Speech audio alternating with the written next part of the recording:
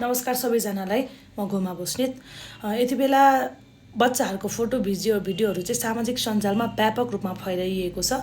उसले कुखुरा चोर्यो, काक्रो चोर्यो भनेर सानो सानो कुराहरूमा पनि लिएर चाहिँ बच्चाहरूको भिडियो गर्ने, बच्चालाई बाँधेर पिट्ने अनि उसको भिडियोहरू चाहिँ सबैजनाले दुरुपयोग गरिरहेको अवस्था छ।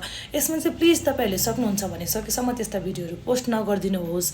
यदि गर्नुहुन्छ भने पनि त्यो बच्चाको फेस चाहिँ ब्लर गरिदिनुहोस् है, ताकि उसको त्यही भिडियोको कारणले गर्दाखेरि आगामी दिनमा ह्याम्पर पर्न नसकोस्। उसको फ्युचर के बन्छ त?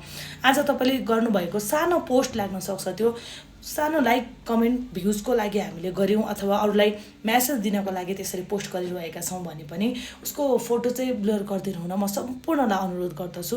यो चाहिँ तपाईँको भोलिको दिनमा तपाईँकै भाइ बहिनी, तपाईँकै बालबच्चाले सानो उपद्रो गर्यो भने, अरू मान्छेले त्यसरी लायो भने तपाईँले सहन सक्नुहुन्छ? सक्नुहुन्न नि, होइन? त्यसमाथि पनि त्यो बच्चाको साइकोलोजीमा उसले आफूलाई चाहिँ के सोचिरहेको हुनसक्छ भन्नु त? सबैजनाले क्यामेरा तेर्साएको छ, गाली गरेको छ, रुसाएको छ, मानव उसले कुनै ठुलो अपराध गरेको छ। तपाईँले पनि सानोमा केही न केही त गल्ती गर्नुभएको छ नि।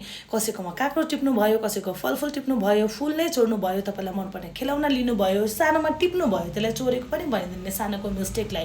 त्यो कुरालाई तपाईँले बुझाएर सम्झाएर अबदेखि गर्न हुँदैन भन्नुको साटो सबैजना भेला भएर फोटो भिडियोजहरू मात्रै लिएर चाहिँ उसलाई त्यो हेपिरहेको मैले पाएँ क्या। अझ धेरै चाहिँ यो दलित परिवारबाट कोही बिलोङ गर्नुभएको छ, दलित परिवारले चाहिँ त्यस्तो मिस्टेक गर्यो भने चाहिँ एकदम ठुलो भयङ्कर बनाइदिने, त्यसलाई थोरै मिस्टेक किन नहोस् तर त्यसलाई एकदम ठुलो बनाइदिने।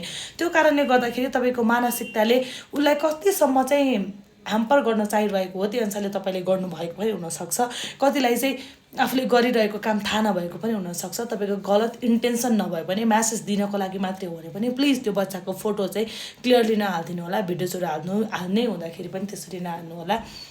उसको भविष्यको सवाल छ, उसको फ्युचरको सवाल छ। उसले आफ्नो करियरलाई आज पो ऊ सानो छ त, अबको 10 वर्षपछि उसले आफूलाई कुन लेभलमा पुर्याउँछ, उसले के गरिरहेको हुन्छ, त्यही फोटो भिडियोको कारणले नै हामीले जज गर्ने कुरा त भएन नि त। उसको फ्युचर हामीले बर्बाद गर्नतिर पो लागिरहेका छौँ कि हामीले सोसाइटीलाई चेतना दिनुपर्छ, अवेर गर्नुपर्छ, यो गर्नु हुँदैन त्यो गर्नु हुँदैन भनेर हामीले फरक छुट्याउनलाई उसलाई चाहिँ हामीले डेभलप गर्ने हो। उसको दिमागी क्षमतालाई चाहिँ हामीले बढाइदिने हो, न कि यति धेरै यातना दिएर उसलाई चाहिँ मान्छे देखेर पनि अब त्यो बच्चा चाहिँ मान्छेसँग घुलमिल हुन सक्दैन। प्लिज, मिस्टेक हामी सबैबाट हुन्छ, गल्ती सुधार्ने मौका सबैले पाउनुपर्छ।